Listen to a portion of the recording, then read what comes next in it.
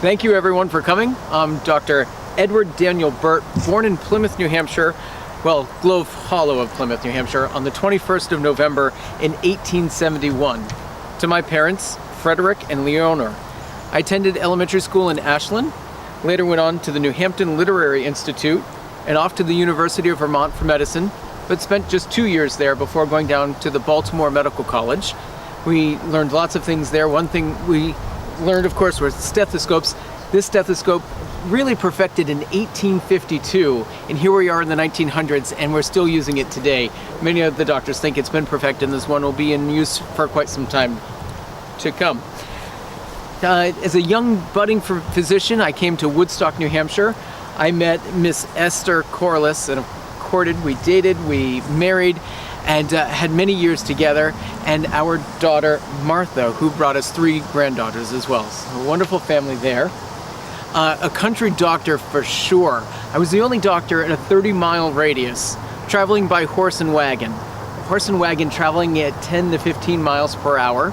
So if I was 30 miles away, I would be about 2 hours from you.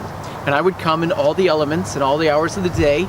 If it was cold and windy and snowing, I was on the outside of that wagon rushing to help you.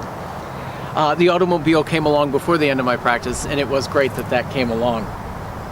I was called to the mill town here in Lincoln in July of 1904 and began my 40-year practice then.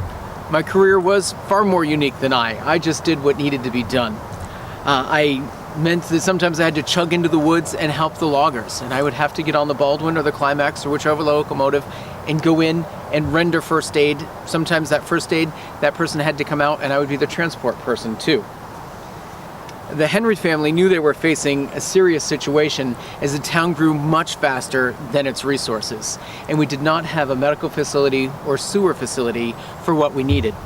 The tubs of water along the main street that mothers would stop and take the quantities of water they needed for their home just was not working any longer.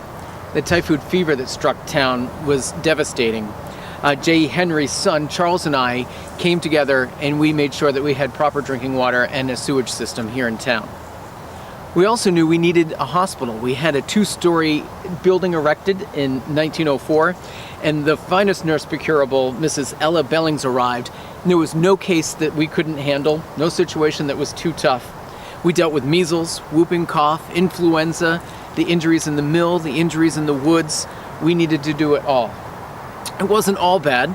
I brought 2,000 babies into the world, up to 3rd generations, working with a grandmom and 3 generations below her into the world, including,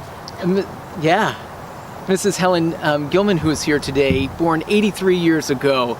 I thought for sure she was gonna be a big baby boy. Turns out she was twin girls, but we got them into the world after all.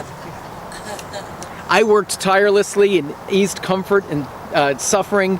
I needed to be gentle and kind. I sat down for meals in the homes of my patients. And of course, thousands of dollars that were owed to me were never repaid. I did what needed to be done because these are my friends and family. We needed to take care of each other. Of course, I was active with civic duties. I was a shrine at the Bektesh Temple down in Concord. I was a member of the Parker Lodge, a 32nd degree Mason, a fellow of the American Medical Association. I belonged to the Surgical Club of New Hampshire. I was on staff at Plymouth Hospital and a Republican in the New Hampshire General Court. There was an illness that I couldn't cure, and that was my own. After several months, I did die at the age of 69 in 1940. My funeral was at the Union Church, and I was carried to this very spot by many of my friends, most notably Sherman Adams. Thank you for listening about my story here today. It was